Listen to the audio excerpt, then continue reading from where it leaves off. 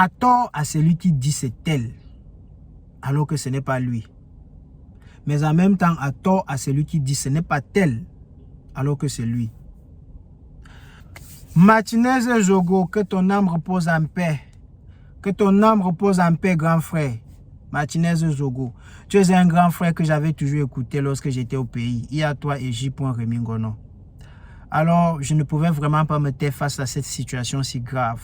J'étais là comme si j'étais pas là.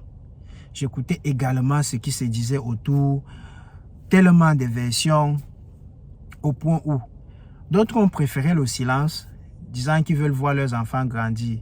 Mais chacun est libre de faire comme bon lui semble. Mais à ceux qui ont préféré le silence, je vais vous dire une chose. C'est ce même silence qui va tuer vos enfants. Vous n'allez pas voir vos enfants grandir à cause du silence que vous gardez lorsqu'il ne faut pas.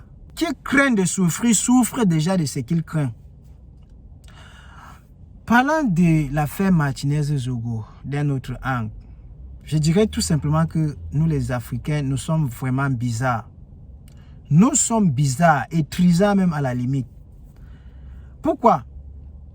Parce qu'on suppose que, pour moi, ce sont des suppositions, parce qu'il n'y a que la justice pour nous départager sur le sujet.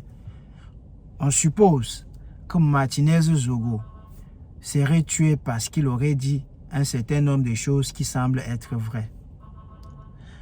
Je vais vous dire une chose, vous qui faites ça. Vous avez tout copié chez les Blancs. Je dis bien, vous avez tout copié chez les Blancs. Même certaines choses que vous faites au lit, c'est copié chez les Blancs. Mais vous refusez de copier un comportement noble venant des Blancs.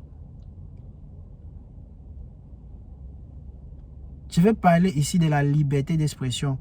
Laissez les pauvres parler et manger l'argent. Laissez les pauvres parler et manger l'argent. Concentrez-vous sur les affaires et laissez ceux qui veulent parler, parler.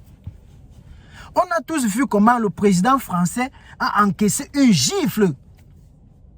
Quand ce n'est pas une gifle, on les lance des chaussures. Si ce n'est pas chaussures, on les verse des poudres. Mais ils n'assassinent pas ceux-là. Ces derniers n'ont jamais été assassinés parce qu'ils auraient giflé leur président ou bien lancé chaussures ou versé farine. Non. Donc, on nous dit que dans le cadre professionnel de notre cher frère Martinez Zogo, il aurait dénoncé un certain nombre de choses qui a conduit à ce que nous tous, on connaît aujourd'hui. Vraiment, je vous demande pardon.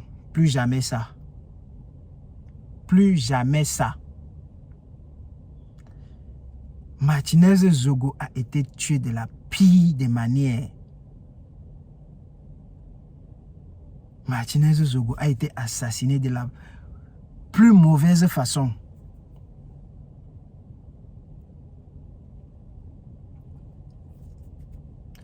Pourquoi vous refusez de copier ce comportement des Blancs qui est louable? Laissez ceux qui veulent parler, parler. Et manger l'argent.